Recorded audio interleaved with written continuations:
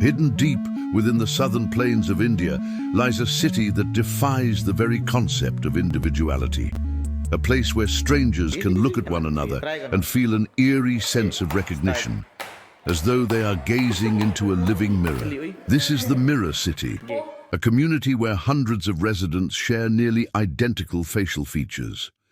It is a story that blurs the line between genetics, folklore, and the mysteries of human identity. At first, it was only a rumor, whispered among travelers, passed along dusty roads that connected small villages. People spoke of a city where faces repeated like patterns in a tapestry. No one truly believed it, but then came the photographs. A school portrait in which half the children looked the same. A wedding album where cousins, uncles, and guests all shared the same nose, the same smile, the same eyes. The evidence spread like wildfire across the internet, drawing the attention of scientists, journalists, and wanderers eager to see the phenomenon for themselves.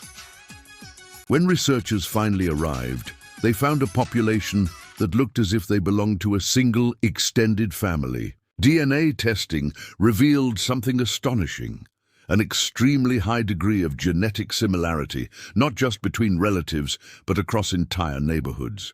It was unlike anything ever documented. Geneticists traced the roots of the city's people, back hundreds of years, discovering that the community had remained relatively isolated, with limited migration or external marriages. Over time, this created what some researchers called a closed-loop gene pool, where the same physical traits resurfaced again and again, amplified through generations. But science, while compelling, could not explain everything. The resemblance was too precise, too perfect. Some believed that environmental factors played a role. The mineral content in the local water, the diet rich in the same crops for generations, the consistent exposure to the same sun and air. Others saw something more metaphysical at play. The city's elders told an ancient story, one passed down from their ancestors long before science arrived. They speak of a wandering monk who came to the region centuries ago during a terrible drought. When the starving villagers offered him their last pot of water, he blessed them, promising that their descendants would forever share one face. A divine reminder that they were one people, bound by empathy and unity. To outsiders, this is nothing more than folklore, but to the locals, it is truth. Every child born with familiar features is seen as proof that the monk's blessing endures. Walking through the city today feels like stepping into a parallel world. In the morning markets, you can see dozens of vendors who could all pass for siblings. Teachers sometimes mistake students for one another. Even police officers rely on fingerprint and iris scans instead of photos, since identification by face has become almost impossible. And yet, within this visual sameness, the people have found meaning. Here, identity is not something owned, it's something shared. Families speak with pride of their resemblance to others.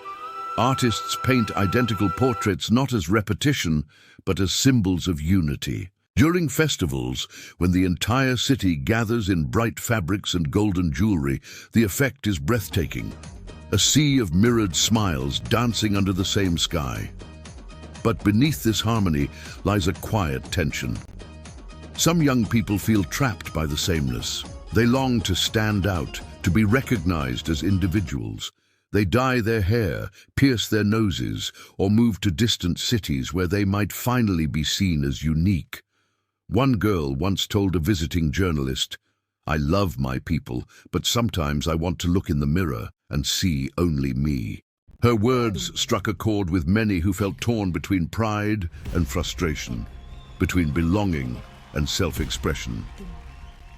The city itself is not wealthy, yet it carries an invisible richness, a deep cultural bond that few places in the world can claim. Neighbors care for one another as if they were family, and conflicts are rare. "When everyone looks like your brother," one elder said, "you think twice before doing harm." It's as though the shared face has become a silent moral compass. At night, the city transforms. The narrow streets glow under warm orange lamps, and the air fills with the scent of spice and rain. The faces that once seemed strange to outsiders now blend into something poetic, a living reflection of humanity's connection. If you watch closely, you'll notice small differences. A scar here, a dimple there, eyes that hold a different story. Each face, while similar, carries its own history. Subtle fingerprints of individuality within unity. In the end, the mirror. City stands as both a scientific mystery and a philosophical lesson. To some, it's a genetic anomaly. To others, it's proof that the soul of a community can shape its people in ways science can't yet explain. Perhaps the truth lies somewhere between biology and belief, between DNA and destiny. As dawn breaks over the tiled rooftops, the first light reveals hundreds of faces looking out from their windows, faces that mirror one another, yet belong to separate lives, separate hearts, separate dreams. And as the morning prayers echo through the streets, you can almost feel it, the quiet understanding that perhaps humanity, in its deepest form, has always been one face, seen through countless reflections.